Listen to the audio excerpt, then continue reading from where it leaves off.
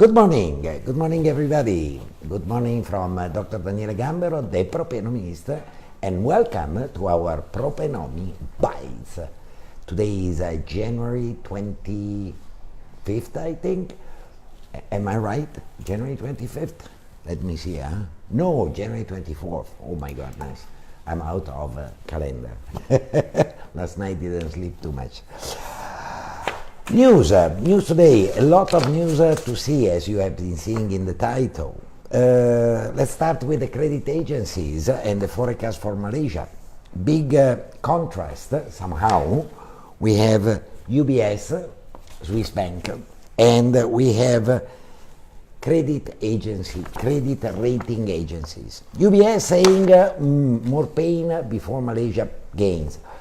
Personally, I disagree with what these guys are saying here.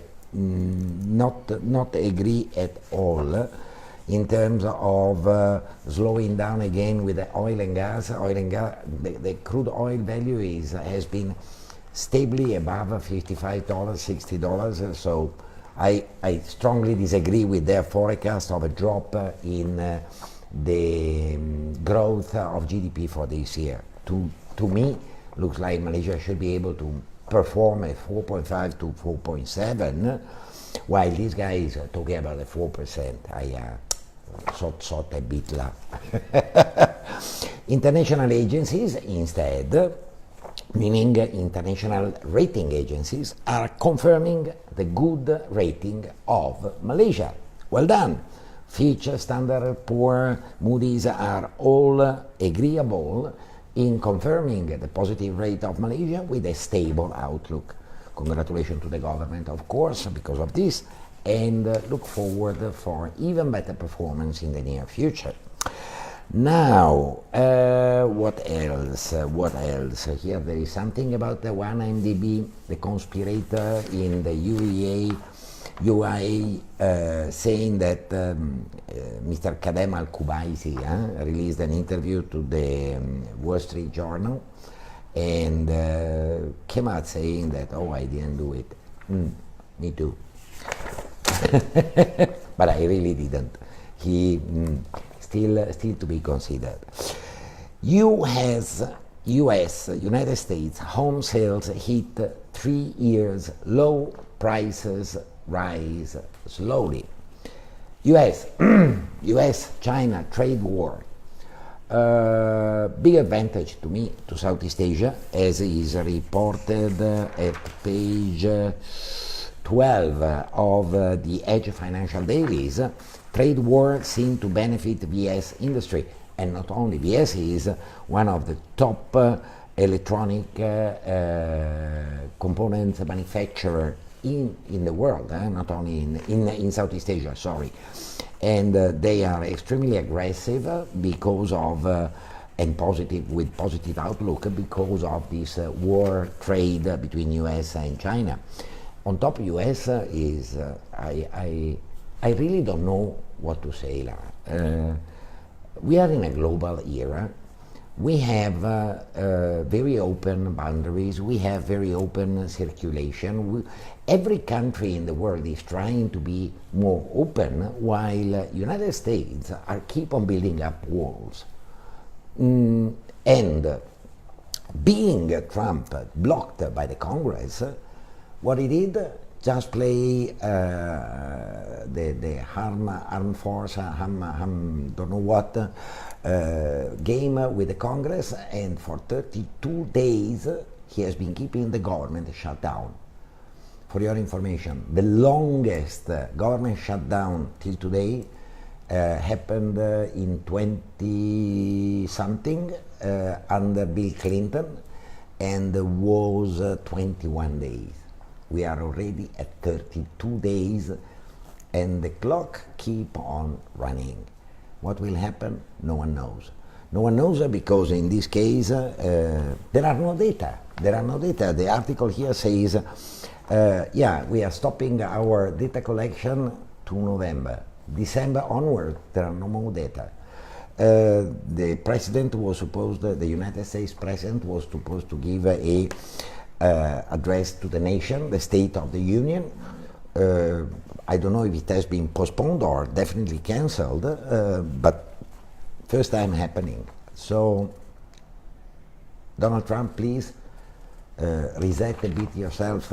You are not anymore in a colonialist era and closed era. We are in an open market situation. Thank you.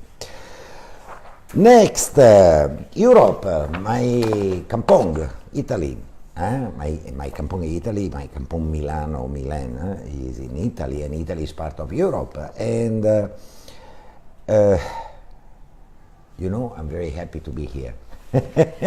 I'm very happy to be here in Southeast Asia, and above all in Malaysia, which I like and love very much, because here is a cauldron of innovation, of new ideas, of freedom, of everything is changing on a daily basis. Europe is so much concerned about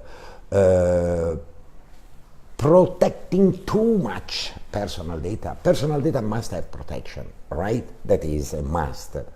And I fully agree on the PDPDA. But there is a limit. There is a limit that we need to understand, and we need to implement, we need to enforce in a smart way. The newspaper here is titling, is Europe trying to kill the digital ad business? And not only. They are pretending to summon Google, I don't know how many million US dollar, a lot. I would like to have just a portion of it.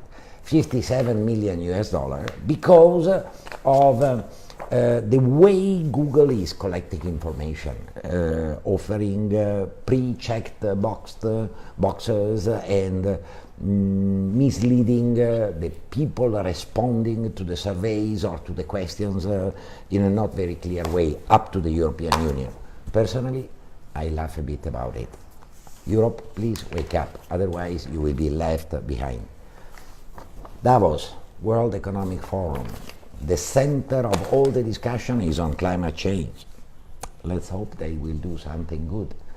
Let's hope that they will do something good, because we keep on seeing extreme things happening all around the world. And beside this, the World Economic Forum in Davos for this year is there without the US, but China is there. So, Donald Trump, listen. Where is it? I saw a very interesting article here, page 21. Page 21 talking about Alibaba's, Jack Ma, empire, launching a futuristic hotel nearby Shanghai, about 100 kilometers nearby Shanghai. This futuristic hotel is supposed to be manned by robots. Face recognition, electronic keys, and robot butlers who are bringing you food, drinks, clean towels, and responding to all the necessity of the client. In this way, Alibaba wants to use this hotel as an experiment in going for prop tech 5 or 6.0, not 4.0, moving forward towards a full use of AI. Interesting experiment to be kept under the eyes, and to understand how the world is evolving in using AI in real estate. Last but not least is this article, Hunt for Real Estate Bargains Goes Beyond London's City Centre. I can still remember in that was a lot of years ago, late 70s, I was in US, and I spent a couple of weeks in the Big Apple, New York.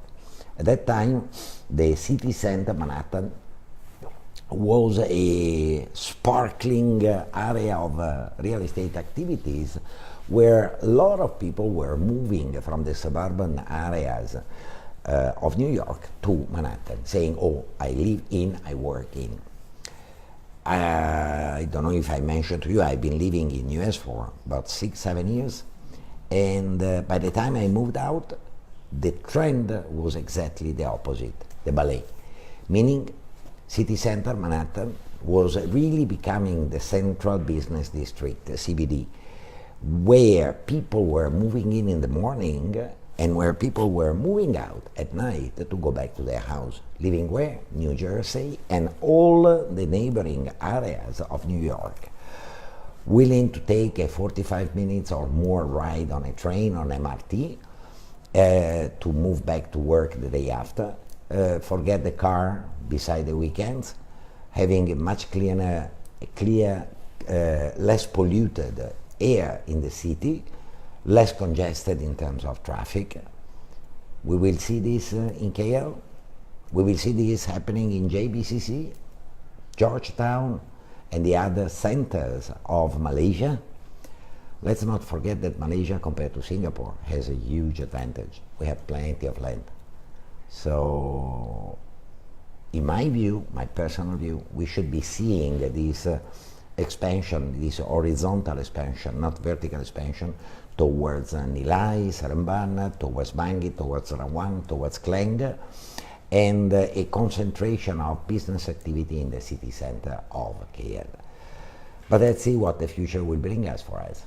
All right, for the moment, this is all for today. Thank you for being with us, and I will see you all tomorrow. Ciao.